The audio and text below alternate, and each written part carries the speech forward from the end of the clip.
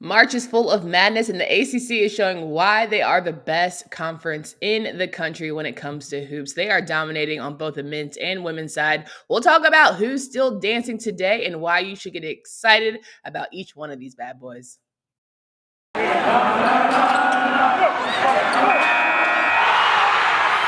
You are Locked On ACC, your daily podcast on the Atlantic Coast Conference, part of the Locked On Podcast Network, your team every day.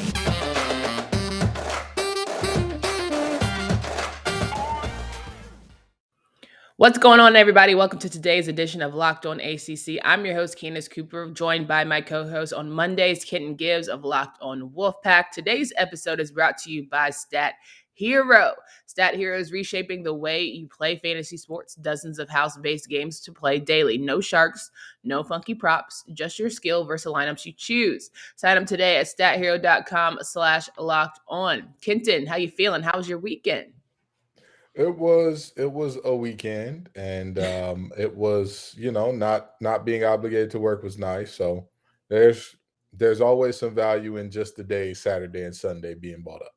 Well, no doubt, but you did get an opportunity to work because I'm sure you were covering the NC State women's game as they advanced to the next round with ease, and so that was exciting. Oh yeah, but sports journalism never feels like work for me. It's regardless of how much I get paid to do it, I'm be like, well, they pay me a lot to have fun. So it really it was a great game to see, and we'll get into that a little later. But man, the ACC showed they whole behind. I mean, that's the type that I have mom and dad talking about. If I got to come off work, see you up there, it's gonna be trouble, trouble. No doubt about that. Well, let's get right into it. We're going to talk about all the teams that made it through, but more importantly, recap all of the teams that participated in the round of 32. Let's talk about North Carolina and Baylor to start. One of the most highlighted games of the weekend. Super controversy when it came to officiating, but we came to learn that pretty much was just around the entire NCAA tournament that officiating was a little sketchy. But we start with Baylor, North Carolina. Baylor, number 1 seed, North Carolina, number 8 seed. I personally felt like, it had been a fun ride for the Heels, but I had no expectations for this game. I felt like they were going to lose. But then you have North Carolina coming out hot. Brady Manek said, I'm going to play in front of my family and I'm going to dominate best I can. And he did just that. He was going to go probably off for 40 if he had been able to finish the entire game. Unfortunately, he got a flagrant 2 call, elbow to the face, which was a little bit questionable, but hey, they ejected him. So you now have no Brady Manek. You're up 25. Then you got your guy, Caleb Love, fouling out with 10 minutes left in the game. It's a lot of everything going wrong. Did Baylor march back? They sure did. They ended up having to go to overtime. And you said, listen, Carolina, it's been real. Thanks for playing. But here we have Dontrez Styles hitting a 3 out of overtime. And boom, there we are, fighting tooth and nail to get back in this game and ultimately come out with the win 93-86. How special was that win for North Carolina, Kenton? Oh, it was extremely special. It was extremely special. I have certain friends who are under the belief that every year the belief is that if the Tar Heels don't win a national championship, it's a failure. And to those friends, I would like to say, I would like to quote a Tar Heel: "Stop it, get some help." The reality is, nobody expected this team to beat Baylor. Nobody. There was not a single soul outside of that locker room that was expecting them to beat Baylor, and they went on to do so. They went on to have the thing that we talked about so much with Carolina. It's all about the guard play. What do the guards do? Caleb Love showed precious little, but RJ Davis said, "Oh, y'all don't know which way to go. I'll make it easy. Follow me. I'll show y'all where we need to go, where we need to get into it, and how we need to get into it." And at the end of the day, it doesn't matter what anybody says. Nobody can take away from them that they took down a number 1 seed, a defending national champion, a team that stormed back. And normally the momentum goes the other way in overtime, but they took care of it.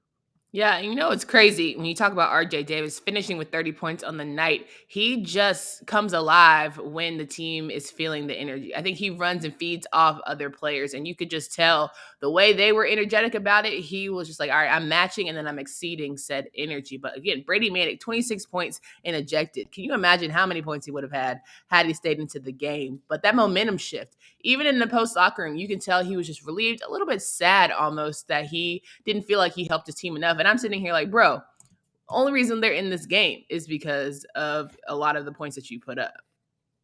Yeah, I don't think it was. I think that was a really bad ejection. I think in Mhm. this moment with everything that was going on there, you do not eject a guy for that. I'm not saying that the elbow was clean. I'm not saying that it didn't deserve a flagrant, but a flagrant two for that, I'm not sure. Like even during the regular season, even if it was first game of the year and it was NC State versus the Southeast Directional School for the differently able, I wouldn't say, oh yeah, that's a flagrant two every day of the week. It just wasn't. So Yeah. I thought that it was a tough call that ended up with Carolina on the very short end of the stick.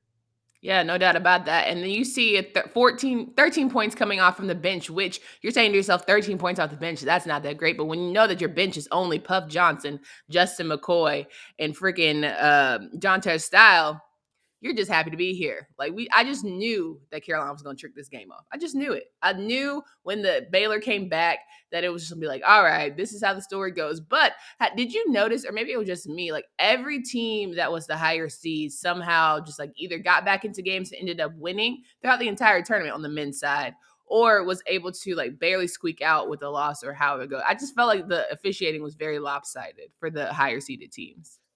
You know, I will say this: the officiating in that game was poor, and anybody who says the officiating was poor for both sides, you objectively were not watching that game. I mean, no disrespect to the young man. I'm sure that he's going to go on to become a much better player than what he is right now, and he's already a plenty good player. But what is this young man's name? Sochan? Is it Jeremy Sochan or Sohan? How do we pronounce that? Sohan. Sohan. Sohan. Mr. Sohan was dragging players down to the floor with him every time he went down. Somebody was coming down with him. Jeremy said, "I ain't going by myself." Now, I don't know what y'all thought this was, but Yeah. if your friends jump off a cliff, you got to jump with me. Come on. And Yeah. for whatever reason, that was never called. And it's like, all right, if it happens one time, sure, you Right. don't see it, whatever. The time where Baycott there was a double foul and Baycott got, I want to say a tech off that. I'm like, what's going on here? This is the second time this has happened. This is okay, fine. This is the first time it happened multiple times after that. Never a call. Yeah. Never a call. Yeah. After a free throw in which they weren't even supposed to be boxing out, he goes down and does it. And everybody's just like, all right, well, this is just it. There's no Like, reason that a grown man like that should not be on his feet at multiple times. Like, why are you staying on the floor? It ain't a yeah. slippery, gym. None of that. Like, I do not understand. Again, I don't understand how that isn't called a foul, but it's the and again, this is I tell people all the time, anyone who says, oh, the refs can't affect the game, you're a liar. Yes, Carolina came away with this win, but we saw a very different outcome in a team that is in the same conference that was in a similar situation. Yeah, no doubt about that. And I think overall, I have been ragging on this Carolina team all season about their heart, lack of, want to, or just not able to get up. And you can't tell me otherwise that in some parts of the season, they've had a little bit of a gut check in terms of who they are and what they want their identity to be. After these two games, Marquette, I said, okay, they want to be about something. But seriously, after this Baylor game, I was like, all right, I might, I might be a believer. Not all the way, but I'm more of a believer than I was before. I mean, at this point in time, you're a Sweet 16 team. Like, what is there not to believe? Like, I mean, objectively, even if they beat a really bad team that got into the 8th seed and the 1 seed got beat by the 16 and all they had to do was beat the 16 seed. At the end of the day, it don't matter. The labor pains, how you got there doesn't matter. Do you have the baby is the question. And they've got the baby. So you can't really say too much about it. This is fair, but also my UCLA bracket, I had UCLA winning the whole thing. So for I Friday's was going to sake, talk about it. So what? for the Let's go for sake it. for the sake of the draw, I will be okay if my bracket gets busted because it was already busted after Kentucky. They screwed it for me. Then Auburn almost tricked it up. Auburn did trick it off for me, so that's a whole nother thing. But we'll get to that game as well. But first, I want to remind you guys about StatHero. As I mentioned, today's episode is brought to you by our friends at StatHero. Where listen, We love all of the high energy games that we get to see time and time again, but we also love being able to play StatHero. It gives you the advantage, resulting in game winners 4 times more often because StatHero eliminates the mystery about who and what you are going up against. Take back control from those handicappers that always seem to have the advantage to start focusing on the players that you know best with the gameplay that doesn't rely on big spreads, long odds, or funky props. In addition to their pick'em games, they also have dozens of lineups you can comb through to take head to head. This StatHero is the easiest and fastest way to get your sports fix. This is what Daily Fantasy was meant to be. Sign up right now at stathero.com/locked on for a 100% deposit match. That's stathero.com using promo code locked on for a 100% deposit match. You seriously can't beat it. All right, guys, Kenton Gibbs here of Locked On Wolfpack. I'm your host, Candace Cooper. We're rocking and rolling. We're talking about the ACC and how well they did on the men's side. We got a couple more games happening to go over on the men before we jump to the women. But let's talk about Sunday matchups for the men. We had Michigan State and Duke. Duke pulling out an 85-76 victory. And of course, you saw the tears from Coach K, and you're saying to yourself, man, he is really relishing in the fact that this is the end-all, be-all. And of course, a title would be the cherry on top.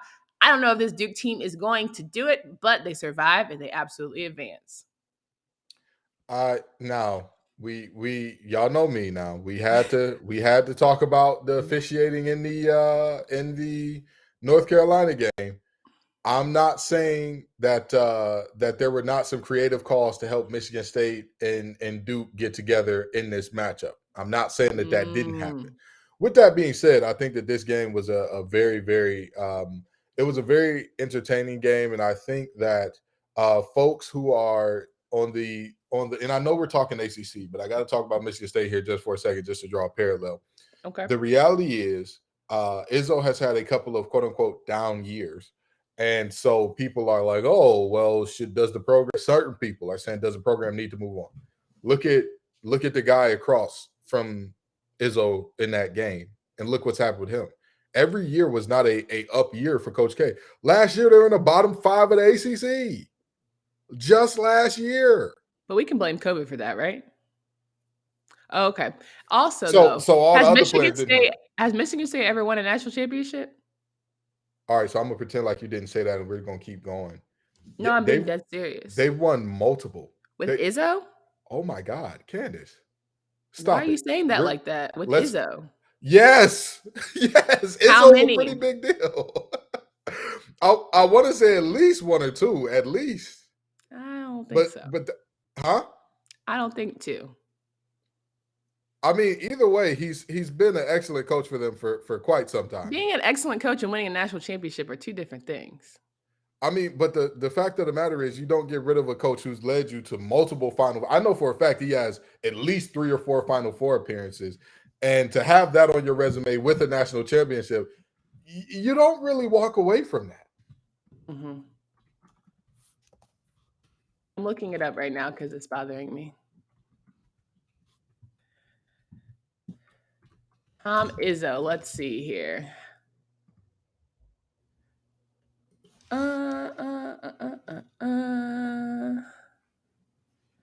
So he has 1 national championship and 8 Final Four appearances. Okay. That's what I thought. 2000. All right. So it ain't like he's been there every year and he's freaking won every year.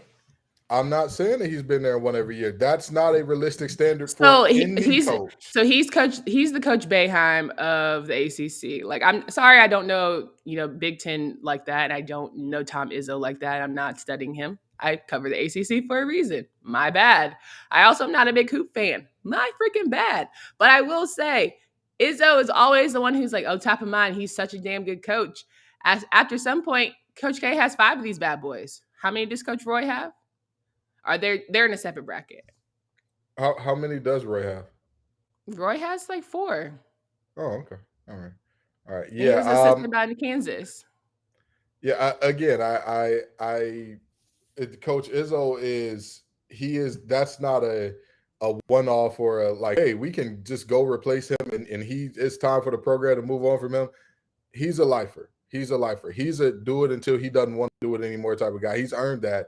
And again, even if you're not looking at 5 national championships, 8 Final Fours, That's not something that you just say, oh yeah, we can get that anywhere. And oh yeah, the Flintstones were just that great that regardless of who the coach was, they were going to the Final Four.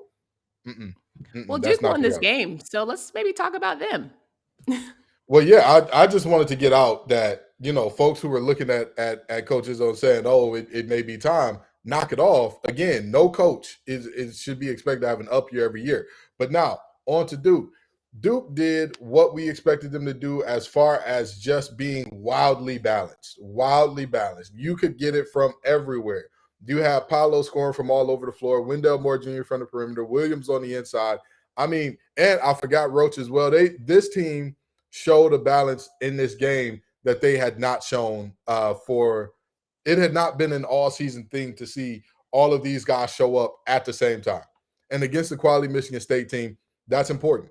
That's what you need when it gets to this time of the year because you're not going to have just one or two players carry you at this stage. We just talked about the UNC game.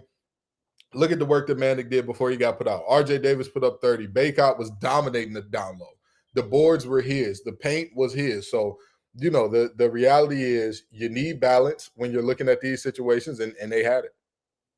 Absolutely. So we're going to jump and talk about Notre Dame, Texas Tech quickly. 59-53. Notre Dame unfortunately did not win, but this Texas Tech team will face Duke coming up here. And I think you just see a very gritty team. Kind of reminds me of Virginia in terms of low scoring, but giving you everything they got. It'll be a tough matchup for the Blue Devils. You know, when we look at that Notre Dame game, that's the game with the interesting calls that went the other way. Because there were a lot of calls at the end of that game where you're looking up and you're like, wait a minute, what's going on here? What is this? And don't get me wrong, credit to Texas Tech. They played a very, very good game.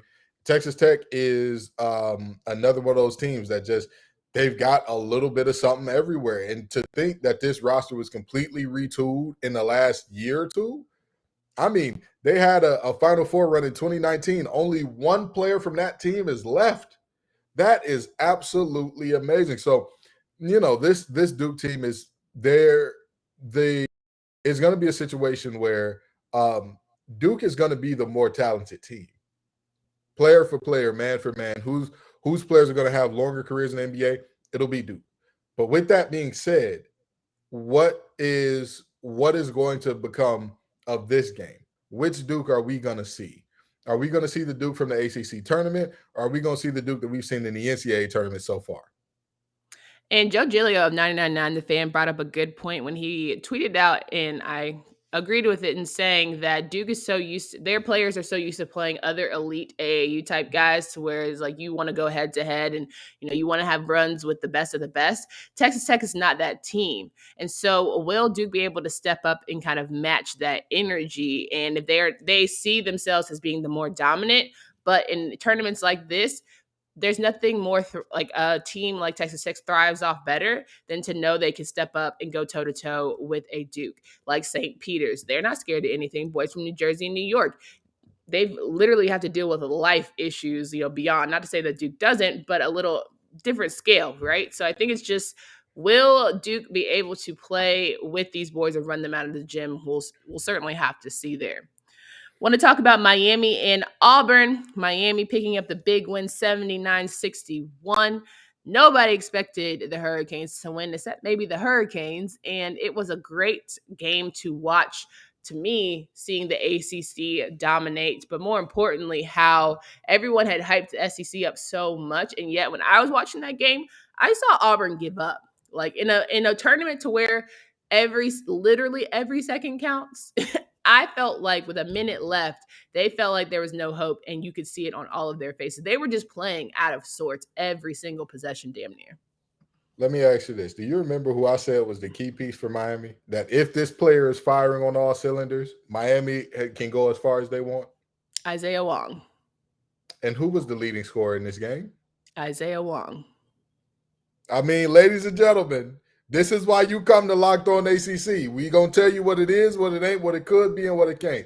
But seriously, Miami played an excellent game. Lord Nigga has got those guys playing absolutely amazing ball. And the interesting thing about Auburn in this game is not only did they seem a little flat, but they just couldn't hit shots at all. They had wide open shots that during the season, you count them. You during the season, if you see some of those players have the shots that they had wide open, you instantly know, oh man, you left Auburn open on the perimeter. That was good.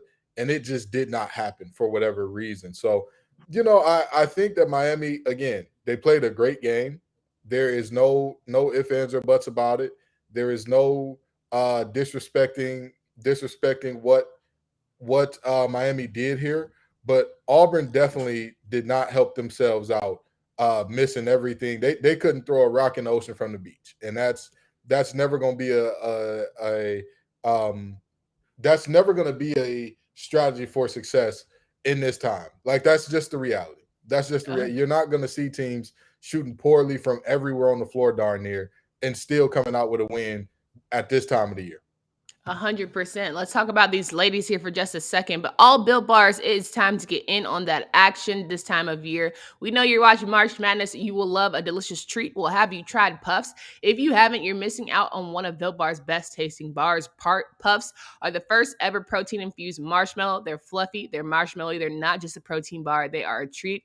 They're 100% covered in real chocolate. Puffs are a fan favorite with some incredible flavors: yummy cinnamon, churro, coconut marshmallow, banana cream pie, and so much more. These are going to be your new favorites. So go to built.com, use promo code LOCK15 and get 15% off your order by using, again, promo LOCK15 for 15% off at built.com. And as college basketball tournament is finally rolling, we want to make sure that you have all the latest odds, contests, and player props at betonline.net, the number one source for all of your sporting needs and info. BetOnline remains your source for sports scores, podcasts, and news this season. And it's not just basketball. BetOnline continues to be your source for all the sports wagering information, including live betting and your favorite Vegas casino games. Head to the website today or use your mobile device to learn about the trends and action. BetOnline is where the game starts. So we're wrapping up the show here with Kenton Gibbs of Locked On Wolfpack, and we would be remiss if we did not touch on the ladies who picked up big wins over the weekend. We'll talk about NC State beating Longwood handily, North Carolina having a close matchup against SF Austin, Notre Dame, Olivia Miles, man, she is going to be so incredible when she gets going as she builds into these years of her career. 89-78 win over UMass, and then you saw South Carolina beat Miami. It's okay. Miami had a great season for what they did, and Louisville picking up the win against Gonzaga. So as much as people talk about junk, the women's tournament, there have been some pretty good upsets. There's been some close matchups. There have been some dominating performances. We've seen that on the ACC side, and I just am excited to see how it all goes down today for some of our teams. I when you talk about what these teams have done in the tournament so far, we talked about how good the ACC was all this year, and some of these games that you're looking at, there were some upsets. You had Virginia Tech losing, obviously. You had some things like that happening, but all in all, I mean, you're looking at a potential Sweet 16 where you're going to have a potential ACC matchup in NC State Notre Dame. Potential, not saying that that's written in stone or anything like that. You look on the other parts of the bracket, you still got Louisville who's looking like they're primed and ready to head on to Wichita. Actually, I believe they're already in. So you've got so many teams that are either right there or already in. You got UNC going up against Arizona, who, let's be honest, they survived a little bit against Stephen F. Austin, but that's the name of the game at this time of the year. You don't have to be firing on all cylinders offensively and defensively. You just have to come away with the W, and they did.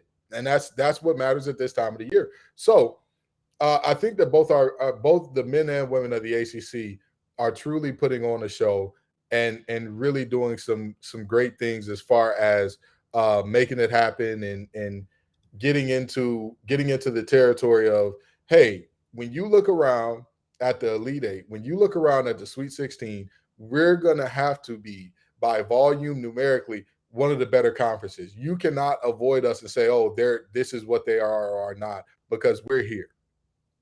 Absolutely. So the Monday matchups, you'll see Kansas State taking on NC State at 4 o'clock on ESPN. It'll be the last time that the Wolfpack women go out in Reynolds. Notre Dame will take on Oklahoma at 6 on ESPN2. Then we'll see North Carolina, as you mentioned, taking on Arizona at 10 p.m. really good matchups there. And of course, I'm always for, teams having great seasons. And I think, it just speaks to how well the ACC, who was looking a little shaky in the beginning when it comes to the women's tournament, has delivered for us. And we'll see how that kind of rolls towards the end of the week. But overall, very strong performances from the ACC. Can't be truly disappointed, even with close games. Didn't necessarily go the ACC's way. We have seen our conference be put through the ringer and been talked so down about down years, bad years. Cut the narrative. I don't even know if we can say that anymore ever again. Because at the end of the day, when the lights are on and everyone's telling you to step up, the ACC teams have delivered. Absolutely. And like I said, people are talking about NC State, Longwood hung in the game with NC State. If you watch that game, Longwood was shooting like Steph Curry in the All-Star game. They were pulling from distances where if they make it, you tip your cap. And guess what? In that first quarter, you had to just tip your cap. They were making some amazing shots. The second quarter, NC State outscored them 20-6. Was not an accident. All of a sudden, those rainbow shots stop falling. And you know what happens as a result of that? Long rebounds. You get out and run. You make it happen. You look at UNC and Stephen F. Austin. That was a game where Stephen F. Austin came at UNC with a bunch of different defensive looks that they all executed decently. But somehow, UNC kept finding Deja Kelly as the finisher in their ball movement, and she was knocking them down. She was hot as fish grease and got it done. So that's that on that. And again, these teams that we're looking at a potential Sweet 16 matchup where we have two ACC teams in NC State and Notre Dame. That Oklahoma team can fill it up, but Notre Dame has shown when they're firing at their highest clip, there is not too many teams in the country that can keep up. That's just the reality of what we're looking at there. And so there's to say that the ACC women have been a disappointment because of certain upsets or certain teams not going deep. I would just like to say, well, what level were you expecting? Were you expecting every ACC team to make it to the Sweet 16? Because that's not realistic. I'm sorry to tell you. I'm sorry. Even if you want to argue that the SEC is the best conference in women's basketball, show your work. LSU barely survived against Jackson State, a very good Jackson State team, but a 14 seed nonetheless. They were probably wrongly seeded. You've got a multitude of other teams like Ole Miss who were taken out in the first round by the likes of South Dakota. So show your work.